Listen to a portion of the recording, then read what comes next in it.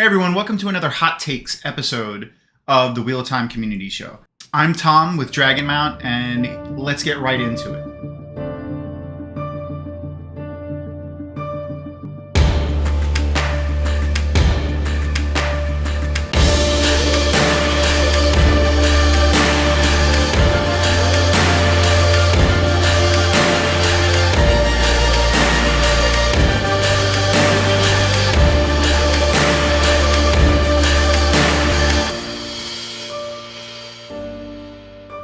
So now, today I'm going to be doing 5 hot takes for episode 4 of Amazon Prime Video's Wheel of Time TV show.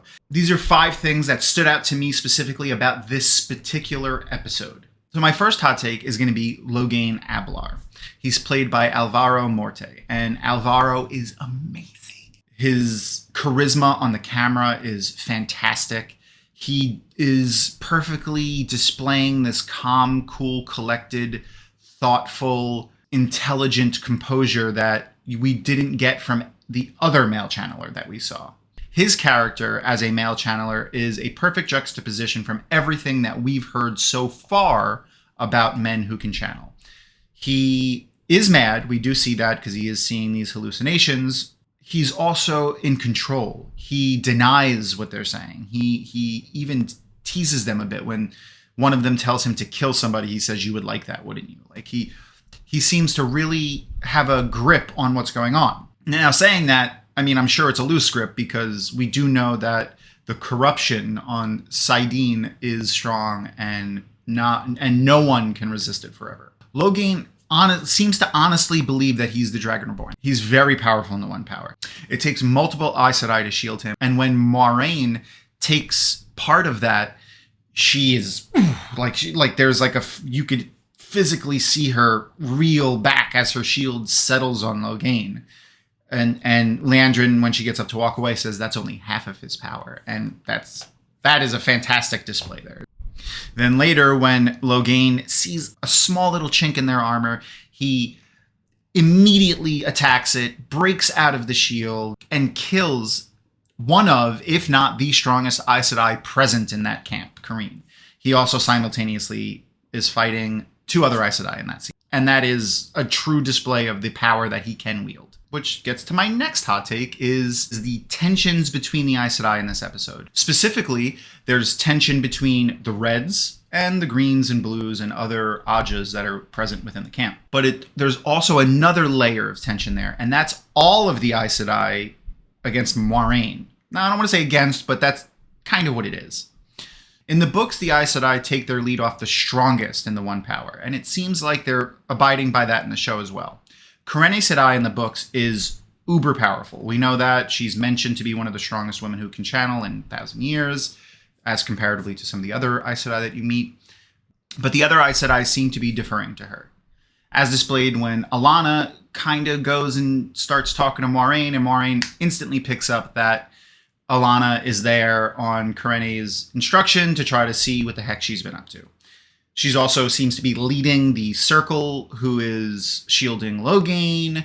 A lot of the warders seem to be taking direction from her, not just her own. So she really seems to be the leader of that camp. The tensions between Moiraine and the Aes Sedai are shown again with Liandrin questioning Nynaeve about Moiraine.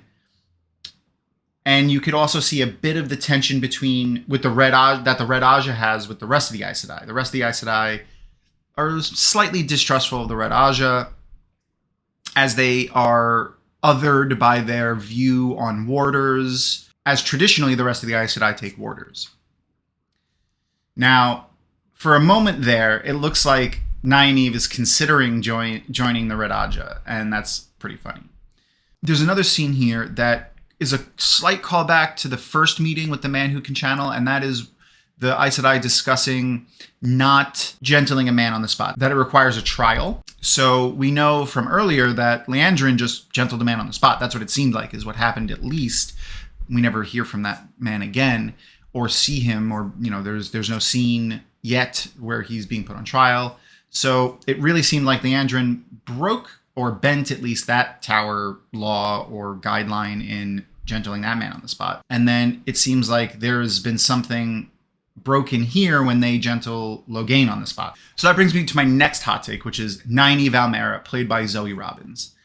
Oh my God. Like, I don't even know what to say. Like, she's amazing. She's just absolutely amazing. The frustration that she's showing with the Aes Sedai and Lan and their situation is perfect for Nynaeve. The way the showrunners made this animosity that she has toward the Aes Sedai seem more grounded in reality, like there's a reason for it. There's a scene with Lan and Nynaeve directly following Landrin approaching Nynaeve, where Nynaeve perfectly just like flips everything that Landrin said around on her head and is like, that woman's a snake, obviously, like she's trying to manipulate me. And it was just great. It shows how smart she is and how cunning she is herself. Now, speaking of Lan, his relationship is budding there with Nynaeve. You could see that they're poking at each other a little bit, where they're, you could tell that Lan respects her and she respects Lan in the way that they're teasing each other. You see the other warders doing it to each other around the fire, and Nynaeve joins right in. I feel like it looks like that they're interested in each other at the very least. My next hot take is just something that I really enjoy, and that's Lan and Moiraine's relationship, again, just being on screen and showing how fun they are together, when, especially in private, where they're more relaxed with each other. Lan is drinking and he turns to Moiraine and says, "You always get emotional when I drink."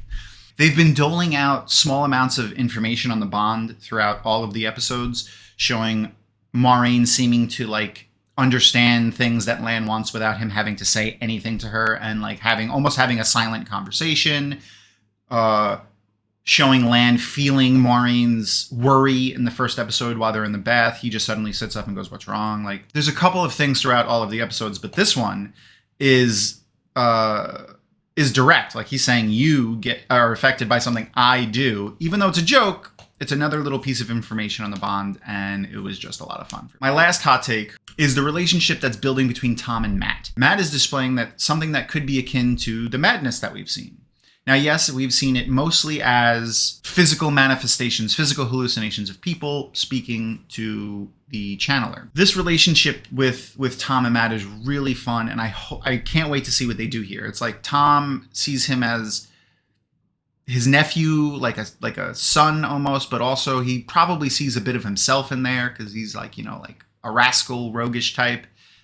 Mat similarly sees a bit of himself in Thom, but also is lacking of a father figure. So latching onto Thom makes a lot of sense for Mat's character in the show. On a side note, I just want to say that Barney Harris did an amazing job as Mat, and Donald Flynn has some big shoes to fill, but knowing everything I know about the casting of the show so far, I really do trust the casting director for the show. They've done an amazing job. So if they pick Donald Flynn to fill those shoes, I'm going to trust they know what they were doing. Thanks everyone for joining me again. Make sure to check out Dragonmount's new podcast, which will be linked in the show notes. And if you want to talk to me and some of the other Dragonmount staff, we'll be going live on Instagram. Come check us out there. Let us know what you think of our show. Let us know what you think of the Wheel of Time show on Amazon Prime Video. And we can talk about theories and anything about Wheel of Time that you'd like to discuss. We'll see you then. Until next time, peace. Thank you so much for watching all the way to the end. And as always, subscribe, give us a like, a thumbs up, leave us a positive comment. And if you have any friends that enjoy the Wheel of Time, send them over some of our links. I'm sure they'd love to see some new information. Also, a huge thank you to our sponsor, Tor Books, as well as our fantabulous Patreon community. If you are wanting to know more about how this show is made or some other Wheel of Time insights, join our Patreon. You can get some more information, as well as follow Dragonmount on social media. Until next time, we are the Wheel of Time Community Show. Thank you, goodbye.